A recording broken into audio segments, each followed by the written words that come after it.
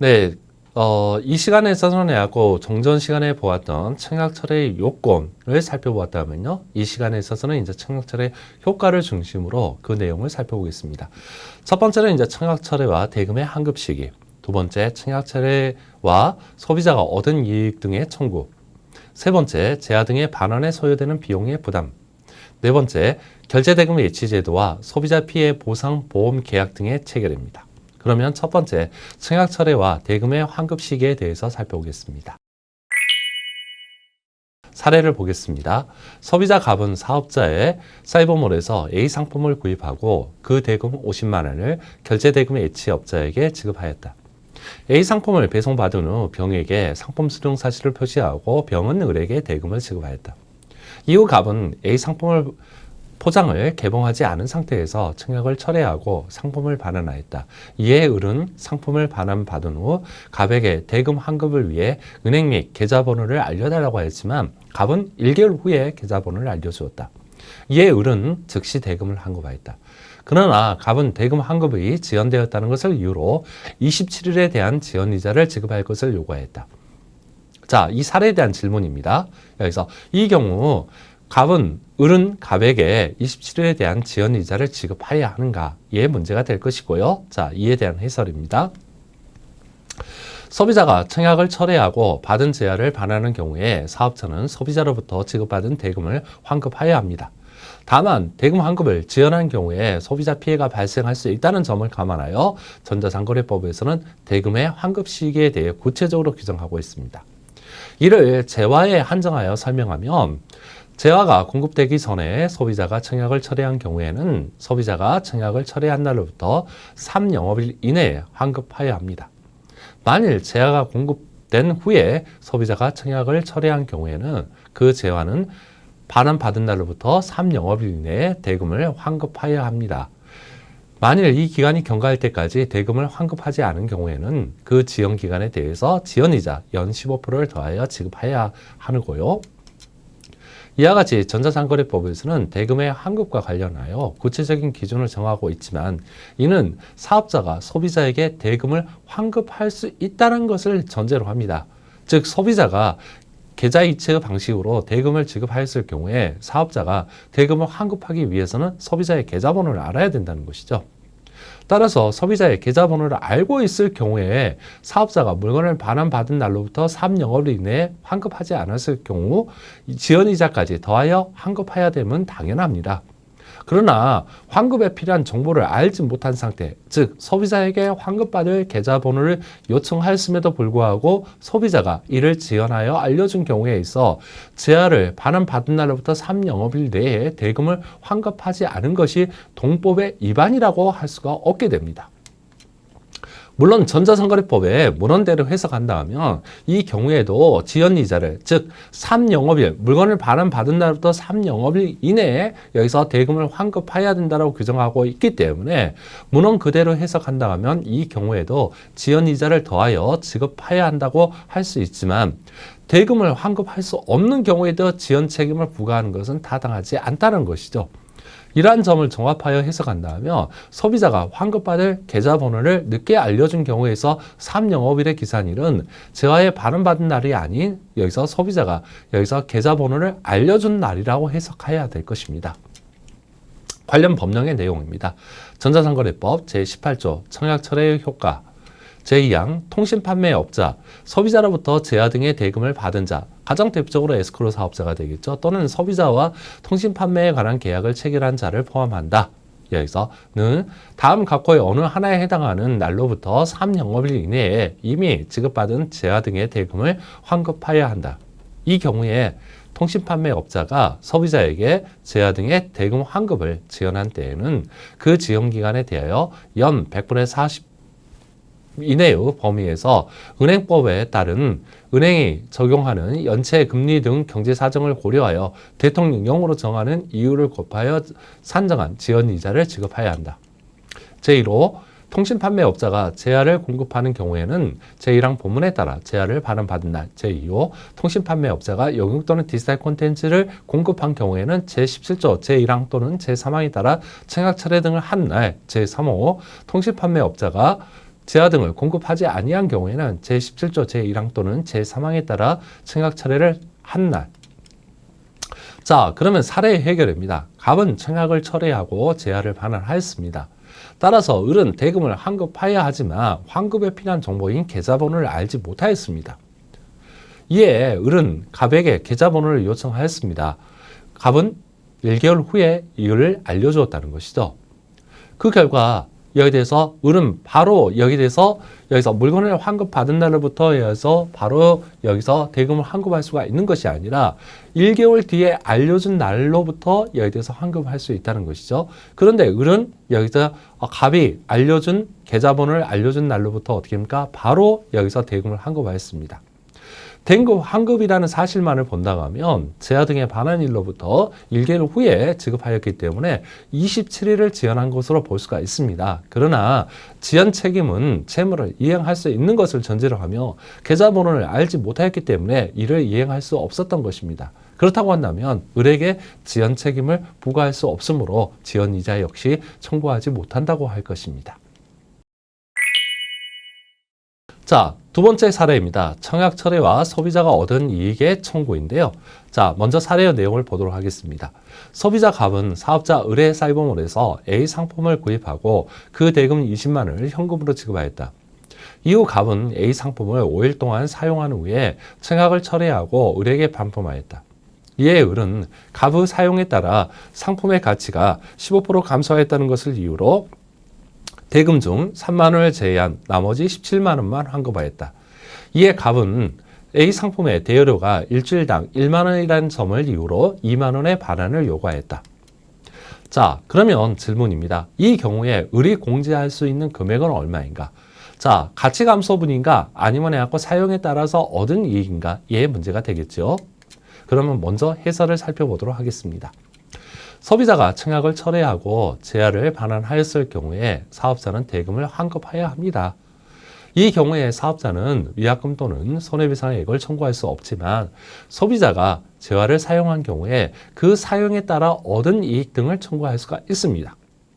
구체적으로 사업자가 소비자에게 청구할 수 있는 금액은 재화 등의 일부 사용 또는 일부 소비에 의하여 소비자가 얻은 이익 또는 그 재화 등의 공급에 든 비용의 상당한 금액으로서 재화 등의 사용으로 소모성 부품의 재판매가 곤란하거나 재판매 가격이 현저히 하락하는 경우에는 해당 소모성 부품의 공급에 든 비용 또는 다수의 동일한 가분물로 구성된 재화 등의 경우에는 소비자의 일부 소비로 인하여 소비된 부분의 공급에 든 비용입니다. 이 중 어느 금액을 누가 선택하는가의 문제는 소비자가 아닌 사업자가 선택한다는 점이고요. 따라서 소비자의 사용에 따라 소모성 부품의 재판매가 곤란한 경우에 사업자는 소비자가 사용에 따라 얻은 이익 또는 그 부품의 공급에 든 비용 중 어느 하나를 선택하여 청구할 수가 있게 됩니다. 가장 대표적인 경우가 여기에 대해서 건전지를 라고 들 수 있겠죠. 그래서 그 건전지를 사용을 했다라고 하면 이제는 어떻게 됩니다? 그 건전지에 저장이 된 전기가 여기에 대해서 다 빠져나갔기 때문에 사용되었기 때문에 그 건전지는 더 이상 판매할 수가 없게 됩니다. 이랬을 경우에 사업자는 소비자가 건전지 사용에 따라서 얻은 이익 또는 해가지고 어떻게 된다? 그 건전지 공급에 들어간 비용을 선택하여 청구할 수가 있다는 것이죠. 다만 사업자가 청구할 수 있는 금액이 재화의 사용에 따른 가치 감소액인가 아니면 소비자가 얻은 이익인가에 대한 논란이 제기될 수 있지만 법에서는 가치 감소액이 아닌 사용에 따라 얻은 이익 여기서 즉 소비자가 사용에 따라 얻은 이익으로 규정하고 있다는 것이죠. 그 결과 사용에 따라 가치 감소액이 사용에 따라 얻은 이익보다 크더라도 사업자는 소비자에게 그 가치 감소액이 아닌 사용에 따라 얻은 이익을 청구할 수밖에 없게 됩니다. 만일 사업자가 가치 감소액을 청구하여 이를 공제한 후 나머지 대금을 환급하였을 경우에 공제한 가치 감소액과 소비자가 사용에 따라 얻은 이익의 차익에 대해서는 지급을 지연한 것이 되며 미지급액과 그 다음에 그 지연기간에 대한 지연이자를 더하여 여기서 지급해야 됩니다. 또한 공정거래위원회는 해당 사업자에 대해서 시정명령, 즉 여기 대해서 자, 사용에 따라 얻은 이익을 청구해야 되는데 문제는 더 여기서 고가인 여기서 가치 감소분을 해갖고 청구했기 때문에 여기서 뭐가 되는 거죠? 그 차액에 대해서는 미지급한 것이 됩니다. 그러면 해갖고 전자상거래법 여기서 18조를 위반한 것이 되므로 여기서 공정거래위원회는 해당 사업자에 대해서 시정명령을 부과할 수가 있게 된다는 것이죠. 자, 관련 법령의 내용입니다. 제18조 제8항 제1항의 경우 통신판매업자는 이미 제야 등이 일부 사용되거나 일부 소비된 경우에는 그 제야 등의 일부 사용 또는 일부 소비에 의하여 소비자가 얻은 이익 또는 그 제야 등의 공급에 든 비용으로 상당하는 금액으로서 대통령령으로 정하는 금액을 소비자에게 청구할 수가 있다. 여기서 이제 가장 중요한 게 뭐였습니까? 이에 대해서 소비자가 얻은 이익이라는 거죠. 가치 감소분이 아니라 소비자가 얻은 이익을 청구할 수가 있다는 점에 대해서. 자, 동시행령입니다. 제야 등의 일부 소비된 경우에 비용 청구의 범위. 법 제18조 제8항에서 대통령령으로 정하는 범위의 금액이란 다음 각호의 비용을 말한다. 제1호 제야 등의 사용으로 소모성 부품의 재판매가 곤란하거나 재판매 가격이 현저히 하락한 경우에는 해당 소모성 부품의 공급에 든 비용. 제2호 다수의 동일한 가분물로 구성된 제야 등의 경우에는 소비자의 일부 소비로 인하여 소비된 부분의 공급에 든 비용입니다. 자, 그러면 사례 해결입니다. 자, 갑은 상품을 사용한 후 청약을 철회하였습니다. 따라서 을은 갑에게 대금을 환급할 때 갑이 얻은 이익을 공제하고 나머지를 환급할 수 있습니다. 이때 공제할 수 있는 금액은 사용에 따라 얻은 이익이며 가치 감소액이 이보다 더 크더라도 이를 공제할 수가 없게 됩니다. 그러나 을은 가치 감소액을 공제하였기 때문에 전자상거래법을 위반한 것입니다. 그 결과 을은 미지급금인 2만 원에 대해서 차액이 되는 것이죠. 2만 원에 대해 환급하여야 하며 제한을 반환받은 날부터 3영업일 이후에 여기서 지급할 경우에는 지연이자를 더하여 지급해야 합니다. 자, 그러면 이제 세 번째 사례인데요. 제하의 반환에 소요되는 비용의 이제 부담을 누가 할 것이냐에 관한 문제입니다. 자, 사례의 내용입니다. 소비자 갑은 사업자 을의 사이버몰에서 A 상품을 구입하고 그 대금 50만 원을 지급하였다. 이후 갑은 A 상품의 포장을 개봉하지 않은 상태에서 청약을 철회하고 상품을 반환하였다. 갑은 상품을 반환하면서 착불로 하였다. 즉 계약을 체결할 당시에 청약 철회에 따른 반환 비용의 부담에 대해 을이 고지하지 않았기 때문에 갑은 을이 반환 비용을 부담한다고 생각한 것이다. 그러나 을은 반품 비용을 공제한 나머지 대금만 환급하였다. 자, 그러면 질문 첫 번째입니다. 이 경우에 상품 반환에 소요되는 비용은 누가 부담하는가? 두 번째 질문입니다. 이 경우에 을에게 행정규제가 부과될 수 있는가? 이에 문제가 될 것이고요. 예. 자, 해설입니다. 소비자가 청약을 철회하고 제하를 반환한 경우에 사업자는 대금을 환급해야 한다. 이 경우에 제하의 반환에 소요되는 비용은 누가 부담하는가의 문제가 제기되겠죠. 전자상거래법에서는 할부거래법 및 방문판매법과 달리 제하의 반환 비용 부담자에 대해서 청약 철회의 요건에 따라서 그것을 부담자를 달리 정하고 있습니다. 즉, 소비자가 단순 구매 의사 변경을 이유로 청약을 철회한 경우에 그 반환에 소요되는 비용은 소비자가 부담하지만 사업자의 채무 불이행을 이유로 청약을 철회한 경우에는 사업자가 부담하게 됩니다. 즉, 전자상거래법에서 청약 철회의 발생 요구는 소비자의 단순 구매 의사 변경에 따른 청약 철회와 사업자의 채무 불이행에 따른 청약 철회로 나눠지게 되죠. 자, 앞에 것은 17조 제1항에서 규정하고 있고요. 뒤에 것은 17조 제3항에서 규정하고 있습니다. 따라서 소비자가 17조 제1항에 따라서 청약 철회를 한 경우에 대해서 반품 비용은 누가? 소비자가 부담하고요. 그 다음에 17조 제3항에 따라 청약 철회한 경우에 대해서는 사업자가 여기서 그 반품 비용을 부담하게 됩니다. 다만 소비자의 단순 구매 의사 변경에 의한 경우에 사업자가 그 반환 비용을 부담한다고 약정할 수가 있으며 이 약정은 소비자에게 유리하기 때문에 유효하게 됩니다. 그 결과 이러한 약정이 존재함에도 불구하고 사업자가 추후 전자상거래법을 이유로 반환 비용을 소비자에게 부과하는 것은 해가지고 무효인 여기서 계약 내용에 대해서 해가지고 반환 비용을 부과한 것이기 때문에 이것은 해갖고 부과할 수가 없게 된다는 것이죠. 반면에 사업자의 채무 불이행에 따른 청약철회의 경우에도 소비자가 반환 비용을 부담한다는 약정은 그 약정은 전자상거래법의 내용보다 소비자에게 불리하기 때문에 무효입니다. 즉 이 경우에 누가 반환 비용에 대해서 누가 부담합니까? 사업자가 부담해야 되는데 약정을 통해서 누구에게 전가시켰기 때문에 소비자에게 전가시켰다. 그러면 소비자에게 불리하다는 것이죠. 따라서 동법 제35조에 따라서 이 약정은 무효가 됩니다. 자, 관련 법령의 내용입니다. 전자상거래법 제18조 청약철회 등의 효과 제9항 제17조 1항에 따른 청약철회 등의 경우 공급받은 제야 등의 반환에 필요한 비용은 소비자가 부담하며 통신판매업자는 소비자에게 청약철회 등을 이유로 위약금이나 손해배상을 청구할 수가 없다. 제10항, 제17조 3항에 따른 청약철회 등의 경우 제야 등의 반환에 필요한 비용은 통신판매업자가 부담한다. 여기서 각 요건에 따라서 반환 비용의 부담 주체를 달리 정하고 있다는 거 염두에 두시고요. 그러면 첫 번째 질문에 대한 해결입니다. 을은 사이버모르 화면에 청약철회 효과 중 제야의 반환 비용에 관한 내용을 기재하지 않았습니다. 따라서 반환 비용의 부담에 대해서는 별도의 약정이 없는 것이 되고요. 그 결과 반환 비용 부담에 대해서는 전자상거래법이 적용이 되게 됩니다.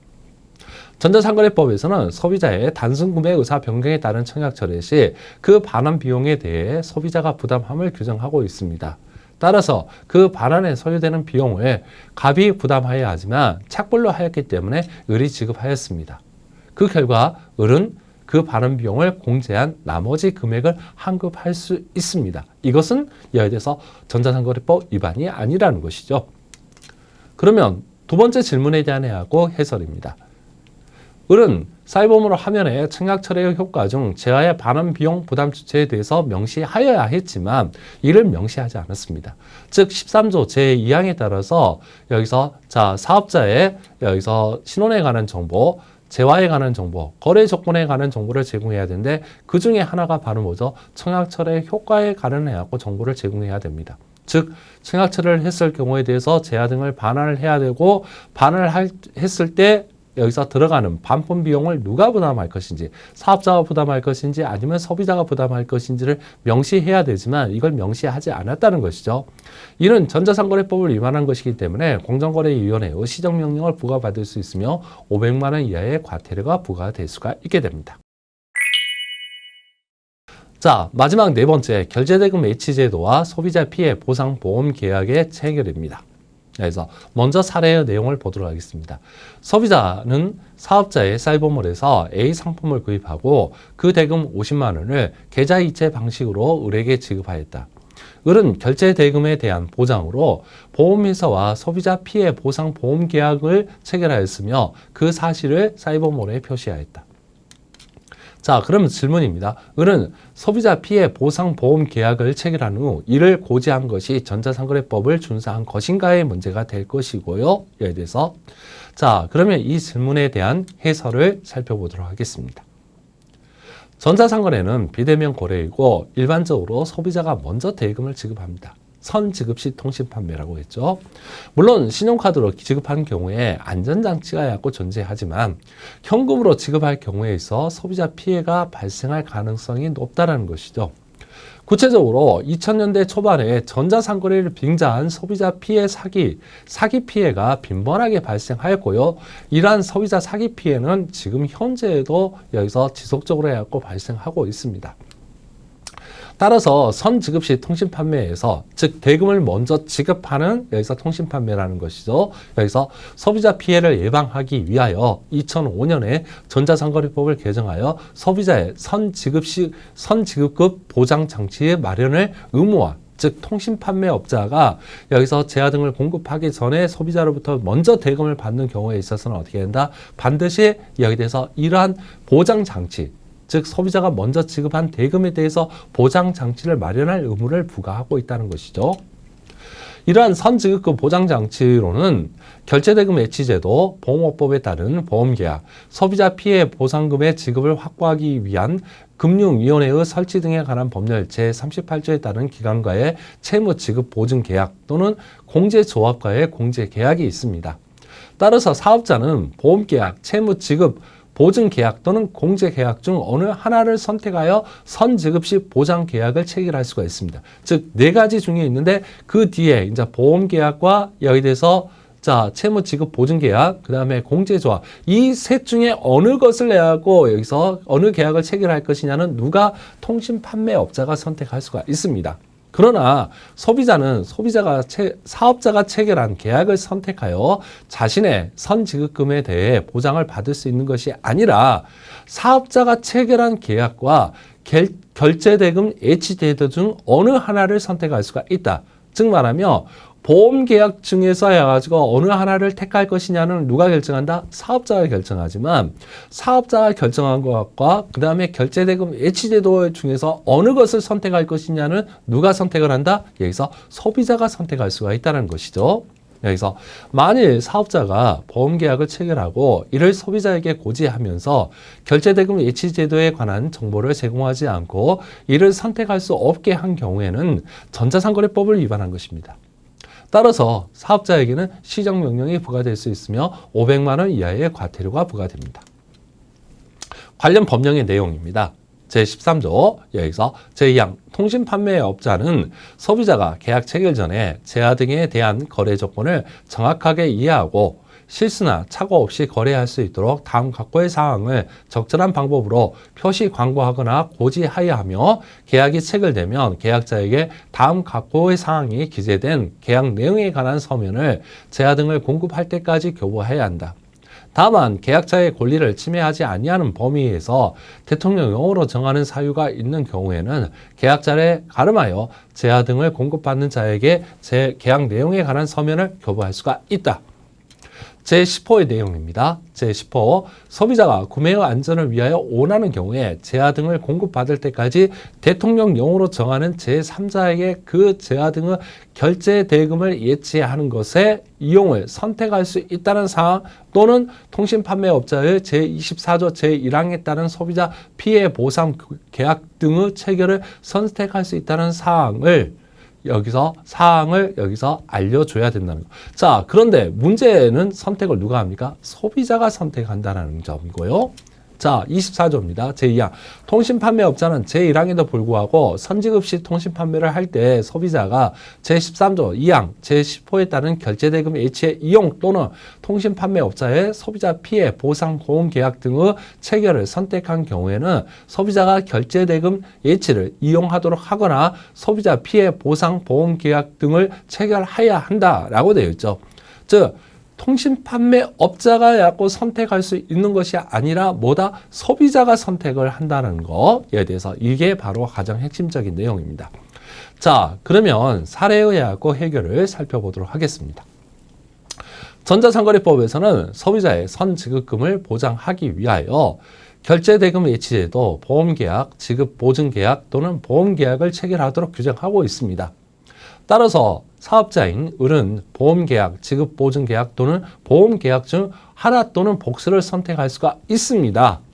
이 세 가지 중에 어느 것을 선택할 것이냐는 누가? 여기서 통신판매업자가 선택할 수가 있다는 것이죠. 자, 그런데 갑에게 이 계약만을 제시할 수만은 없습니다. 즉 자신이 이런 계약을 체결했기 때문에 이 계약만으로서 여기에 대해서 선지급 보장 장치가 이것만이다 라고 할 수가 없다는 것이죠. 즉 갑은 이 계약과 즉 통신판매업자가 하고 체결했던 계약과 결제대금 예치 제도 중 어느 하나를 선택할 수가 있다는 것이죠. 즉 선택권은 소비자인 갑에게 있으며 을은 갑이 선택할 수 있도록 필요한 정보를 제공해야 됩니다. 그러나 사례에서 을은 선택에 필요한 정보를 제공하지 않았기 때문에 전자상거래법을 위반한 것이며 이에 따라 공정거래위원회는 시정명령을 부과할 수가 있게 됩니다. 또한 500만 원 이하의 과태료가 여기서 부과될 수 있다는 점에 대해서 자, 여기까지 하도록 하겠습니다.